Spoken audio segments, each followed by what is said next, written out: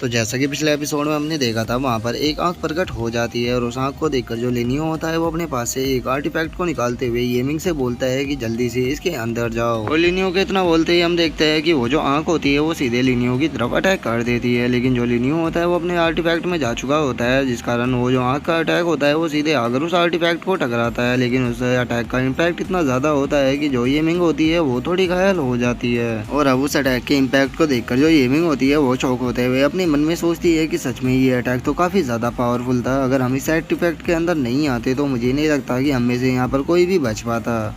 और येमिंग के इतना सोचते ही अब वो जो आर्टिफैक्ट होता है वो जमीन में बने हुए एग्जिट गेट के अंदर जाने लगता है। जिसके बाद जो लिनियो होता है वो येमिंग की ऐसी हालत को देखकर उससे पूछता है कि येमिंग क्या तुम ठीक हो। और लिनियो की इस बात को सुनकर जो येमिंग होती है वो उससे बोलती है कि मैं बस थोड़ी सी घायल हो गई हूँ, लेकिन मुझे एक चीज़ समझ में नहीं आई कि आखिर यहाँ पर क्या हुआ था और उस आंख ने हमारे ऊपर अटैक क्यों किया। और येमिंग की इस बात को सुनकर अब जो लिनियो होता है वो उसको बताता है कि ये एक डिवाइन टूल था जिसे कि एम्पर किटियान ने यहाँ पर इस एरिया की प्रोटेक्शन करने के लिए यहाँ पर छोड़ा था। लेकिन खुशकिस्मती से अभी तुम जिस आर्टिफैक्ट के अंदर हो ये भी एक डिवाइन टूल है जिसे कि एम्पर सैनियान ने यहाँ पर छोड़ा था।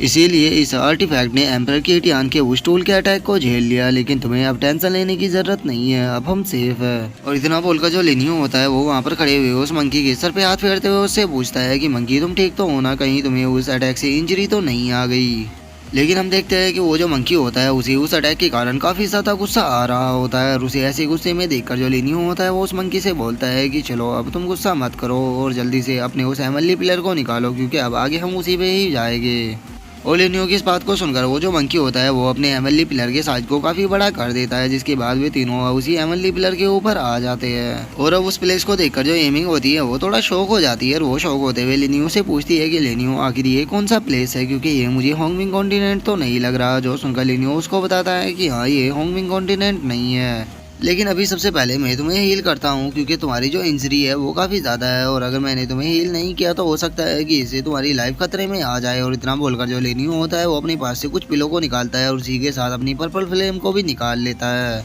और उसके बाद अपनी पर्पल फ्लेम से जो लिनियो होता है वो उन हीलिंग पिलो को रिफाइन करना शुरू कर देता है। जिसके बाद हम देखते हैं कि वे जो हीलिंग पिले होती है वे पूरी तरह से रिफाइन हो चुकी होती है। जो लिनियो होता है वो उस एनर्जी को जो येमिंग होती है उसके शरीर के अंदर डाल देता है। और उस हीलिंग एनर्जी को येमिंग के अंदर डालते हुए जो लिनियो होता है वो उसे बोलता है कि ये हीलिंग एनर्जी है तो इसे अपने शरीर के अंदर एब्जॉर्ब करो, क्योंकि अगर तुमने इसे एब्जॉर्ब कर लिया तो तुम्हारी जो इंजरी है वो पूरी तरह से ठीक हो जाएगी। और लिनियो की इस बात को सुनकर जो येमिंग होती है वो भी अब उस हीलिंग एनर्जी को एब्जॉर्ब करना शुरू कर देती है। जिसके बाद अब हम देखते हैं कि जो येमिंग होती है वो पूरी तरह से हील हो चुकी होती है। और येमिंग के हील हो जाने के बाद जो लिनियो होता है वो अब उन दोनों स्पेस रिंग को निकाल लेता है जो कि उसने उन दोनों ओल्ड मैन से ली थी। और उन स्पेस रिंग को देखते हुए जो लिनियो होता है वो बोलता है कि चलो देखते हैं कि आगे स्पेस रिंगों के अंदर उन ओल्ड मैनों ने क्या इकट्ठा कर रखा है। और अब जैसे ही लिनियो उन्हें स्पेस रिंग के अंदर देखता है तो वो काफ़ी ज़्यादा खुश हो जाता है और वो खुश होते हुए बोलता है कि इनमें से एक स्पेस रिंग के अंदर 850 मिलियन ब्राइट आयरन है और वहीं दूसरी स्पेस रिंग के अंदर 700 मिलियन ब्राइट आयरन है।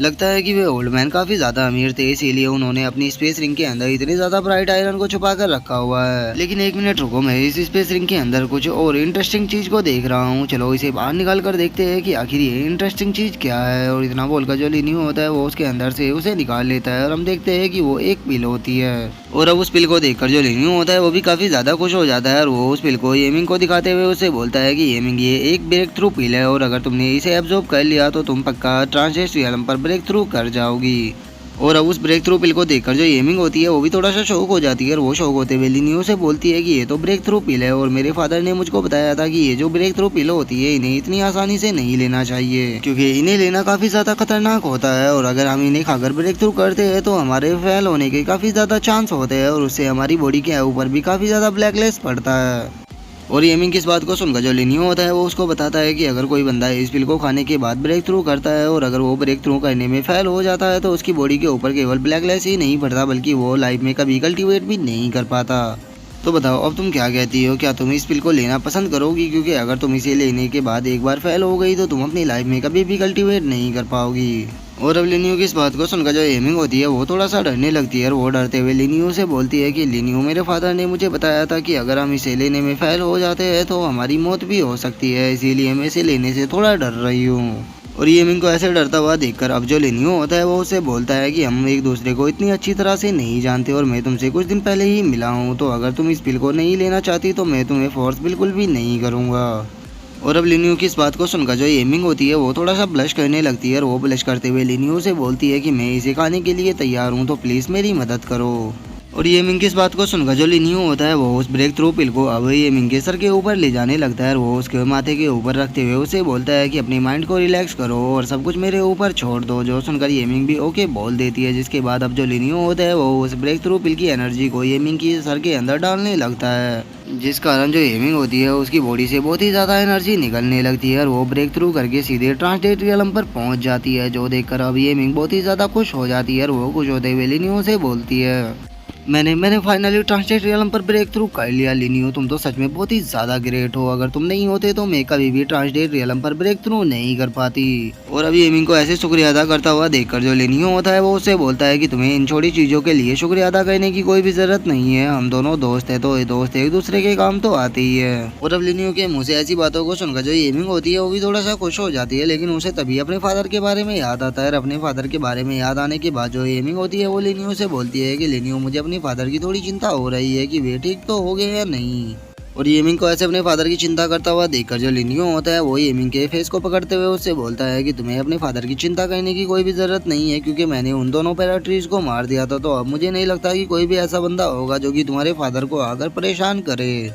और रही बात तुम्हारी, तो मैंने तुम्हारे फादर को पहले ही इन्फॉर्म कर दिया था कि उस ब्लेजिंग डिजर्ट के अंदर जाने के बाद मैं उन दोनों पैराट्रीज को खत्म कर दूंगा, बदले में मुझे उसकी डॉटर चाहिए होगी। और अब लिनियो को अपने इतना करीब देखकर जो येमिंग होती है वो भी थोड़ा सा ब्लश करने लगती है और वो ब्लश करते हुए लिनियो से बोलती है कि ठीक है मैं तुम्हारी बातों को समझ गई। और उसे ऐसे ब्लश करता हुआ देखकर जो लिनियो होता है वो उसके होंठों पर उंगली फेरते हुए उसे बोलता है कि बहुत ही जल्द हॉन्गमिंग टूर्नामेंट स्टार्ट होने वाला है, तो इसीलिए हमें जल्द से जल्द वांगजान पवेलियन में जाना होगा। और लिनियो की इस बात को सुनकर जो येमिंग होती है वो थोड़ा शर्माते हुए लिनियो से बोलती है कि अभी तो तुमने बताया था कि हम हॉन्गमिंग कॉन्टिनेंट से काफ़ी दूर है, तो फिर हम इतने कम टाइम में वांगजान पवेलियन में कैसे पहुँचेंगे।